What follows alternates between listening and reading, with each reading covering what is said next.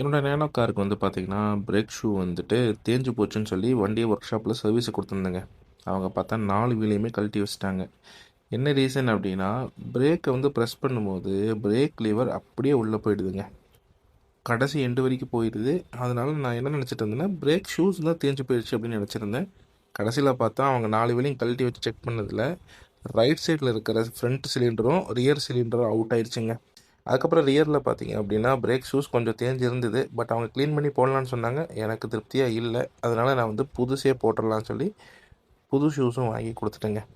இப்போ வந்து பார்த்திங்கன்னா நம்ம வண்டி நல்லா சூப்பராக பிரேக்கிங் ஆகிடுச்சு. இப்போ இதுக்கு என்னென்ன பண்ணியிருந்தோம் அப்படின்னா 2 சிலிண்டரு, ரியர் பிரேக் ஷூ, அப்புறம் வந்து பார்த்திங்கன்னா ஒரு 1/2 லிட்டர் பிரேக் ஆயிலுங்க. இதை வாங்கி கொடுத்தோம். நீட்டாக பக்காவாக பண்ணி கொடுத்துட்டாங்க. இந்த வீடியோ பிடிச்சிருந்துச்சுன்னா இந்த வீடியோக்கு ஒரு லைக் அண்ட் கமெண்ட் பண்ணுங்கள். உங்கள் ஃப்ரெண்ட்ஸ் அண்ட் ஃபேமிலிக்கு ஷேர் பண்ணுங்கள். இதே மாதிரி பல மெக்கானிக்கல் ரிலேட்டடான தகவல்கள் தெரிஞ்சுக்க நம்ம சேனலை தொடர்ந்து கனெக்ட்லேயே இருங்க. தேங்க்ஸ் ஃபார் வாட்சிங் ஃப்ரெண்ட்ஸ்.